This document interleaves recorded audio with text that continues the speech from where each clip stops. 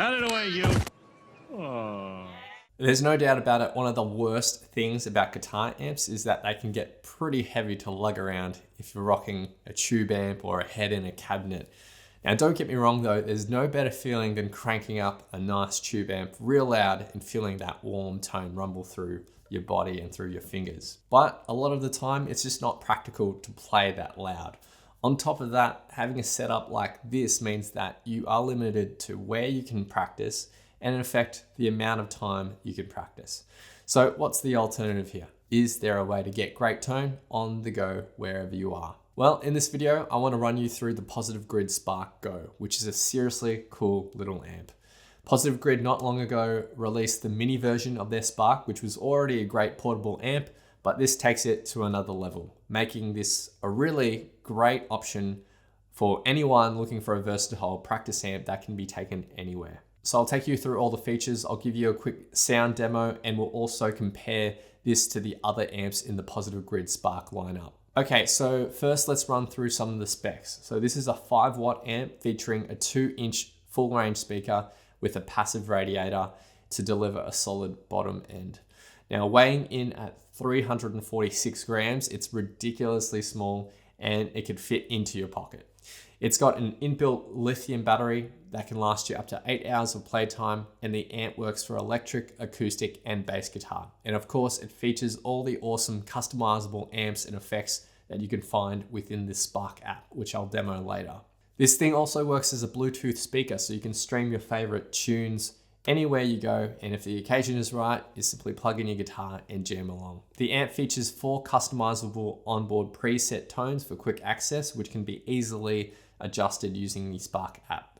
The last notable feature is that it also works as an audio interface, so if you're looking for an easy way to record guitar, the Spark Go has you covered as well.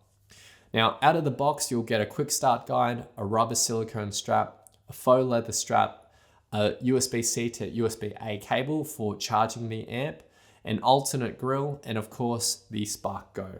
Let's take a quick look at the device itself. On the top panel, moving left to right, we have the 4 preset indicators. So simply tap this button to toggle through your 4 customizable onboard presets. You can also hold this button to enter the tuner mode. Next is the music volume control to control the Bluetooth audio coming from your phone. Moving on is the headphone jack, which also doubles as a line out if you want to plug it into a PA system. Then finally, we have the guitar input control wheel here and the 1/4-inch input jack in the center. On the side of the Go, there's the on-off button and Bluetooth pairing button, and below that, the USB-C port for charging and for use as an audio interface if you want to connect it to your computer or laptop. The build quality is quite nice, and there's a soft rubber silicone protective casing which wraps around the amp, and that can simply be removed. And once removed, it allows you to change the grill of the Spark Go in and out. With the grill off, you can see the 2-inch speaker and the radiator, which is pretty cool. So let's take a listen to the Spark Go using the presets that come with the amp. Of course, these tones can be fully customized within the Spark app, and I'll show you that later.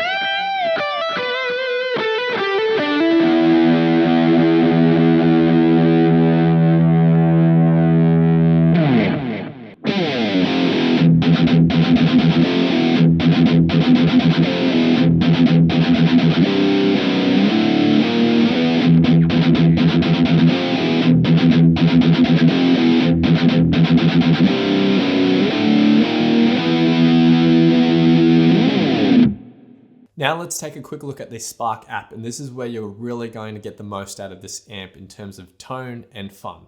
So on the main page, you'll be able to tweak and customize your tone using the 30 plus amps and 40 plus effects at your disposal. So this is currently preset 1.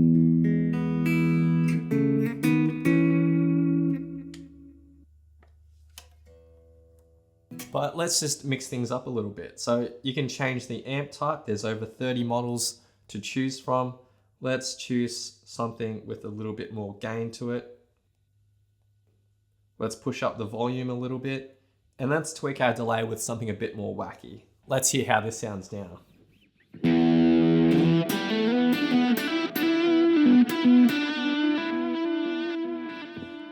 So a bit weird, but obviously you can just have so much fun tweaking your tones with all these different effects at your disposal. If you're happy with your tone, you can save it to your tone library on the app. You can even save it to one of the 4 hardware presets on the amp itself, or you can upload it to ToneCloud. Now, if you need inspiration, you can go to ToneCloud because that's where you'll find thousands of tones uploaded from other Positive Grid Spark users. So to access ToneCloud, tap this little cloud button in the top right, and then you can just browse through a whole bunch of tones that have been uploaded by other users. Let's say you wanted to find a John Mayer tone, you could just type that into the search and dozens of John Mayer tones from other users will show up for you. Moving on to the music tab, and this is where you can really get creative musically. So let's first take a look at auto chords. If there's a song you want to jam to, simply search for it and a whole list of results will show up from YouTube. When you play the video, the app will scan the audio and provide the chords to the song to you in real time. I found this feature to work most of the time. For simple tracks, it'll absolutely nail it, but for more complicated arrangements, it might not always get it right. It is a good starting point though if you're looking to know what key you're in or what the basic chords are and where the chord changes are happening throughout the song. If you're looking for a quick backing track to jam on, take a look at Quick Jam, which are pre-made backing tracks in a variety of styles that you can adjust in tempo and key. So let's say you want to play a blues, you just tap the blues backing track and you can adjust it by tapping the settings here. You can transpose the key, you can change the tempo, so on and so forth. If you've got your own progression or groove though, you can also try Smart Jam, which is a cool feature. I'll give you a quick demo of Smart Jam. So tap Smart Jam on the app, then you can select who you want to jam with. I'm going to give Dave a shot. Tap the tempo of your progression and then tap start. I'll give you a count in and then you can play your progression.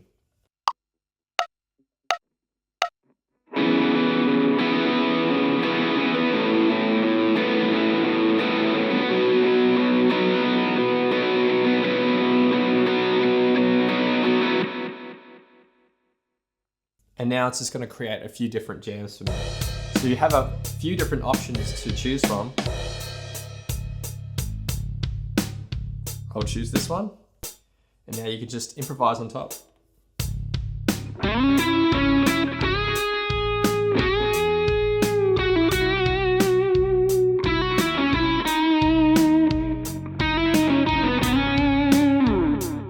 Okay, so now let's compare the Spark Go to the Spark Mini and the Spark 40. First off, let's talk about all the similarities. Now, all of these amps are fully compatible with the Spark app and feature all of the same effects and amp modeling. So in terms of tones, you can achieve the exact same result with any of these amps.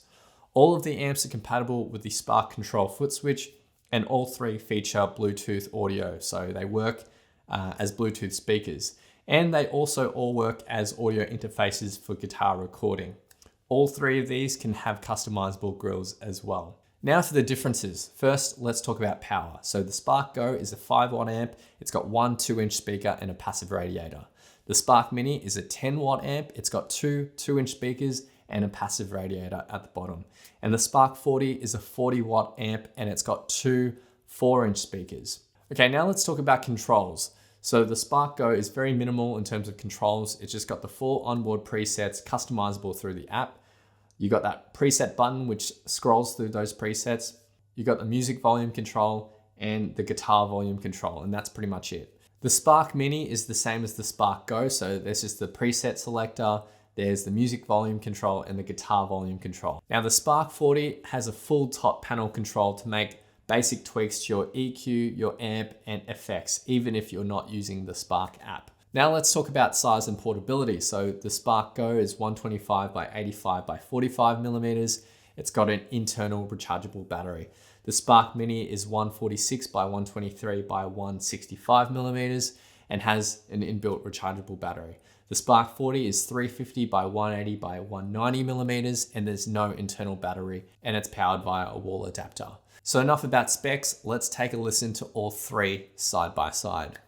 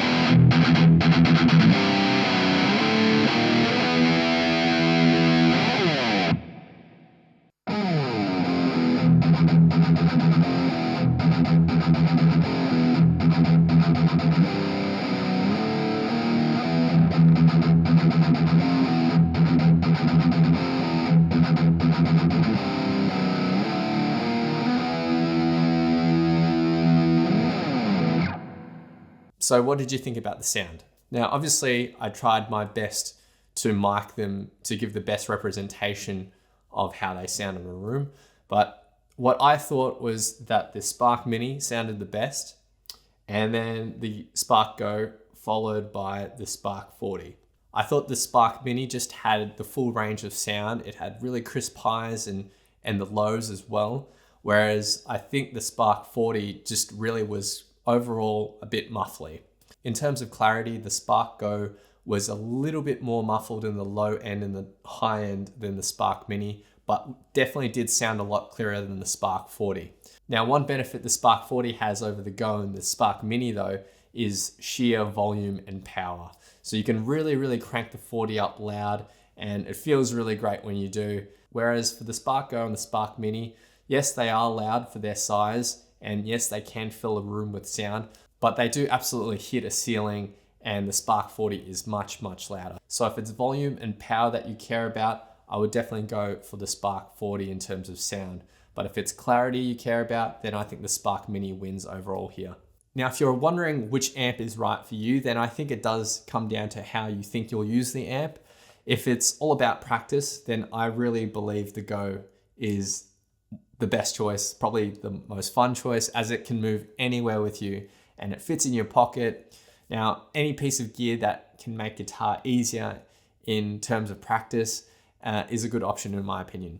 Having said that, if you're setting up a nice little practice corner for yourself and you do want a bit more oomph, then the Spark 40 might be a better choice. And the Spark Mini here, I think, is probably a nice in-between where you can get the best sound, but also some nice portability if you need it. If you are a complete technophobe, then I would say the Spark 40 is probably a better choice as well, just because you have the top panel controls.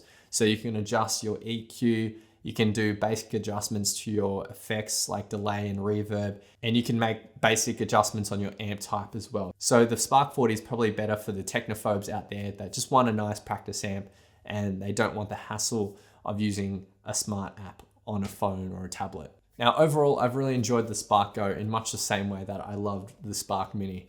Around the house, it makes it really easy to practice in any room, but by also being a fraction of the size of the Mini, it means that it's even easier to take the Spark Go around with you, whether that's to school, to picnics, in your car, work, camping, or traveling, simply anywhere. Now, to enhance the playing experience even more, I personally like using a wireless system so that there's no cables at all. You just got your amp and your guitar. So the system I'm using here is the Licado wireless system. I'll leave a link to that in the description below if you want to check that out. But it just makes jamming on the go so much easier without the cable. You just got your guitar, you got your amp, and you're good to go. Now, was there anything I didn't like about this amp? Now, I would say there's one thing that I personally would have liked to see, and that is some sort of clip instead of just a strap. Now, I think it'd be really awesome to attach this to your belt and rock out School of Rock style.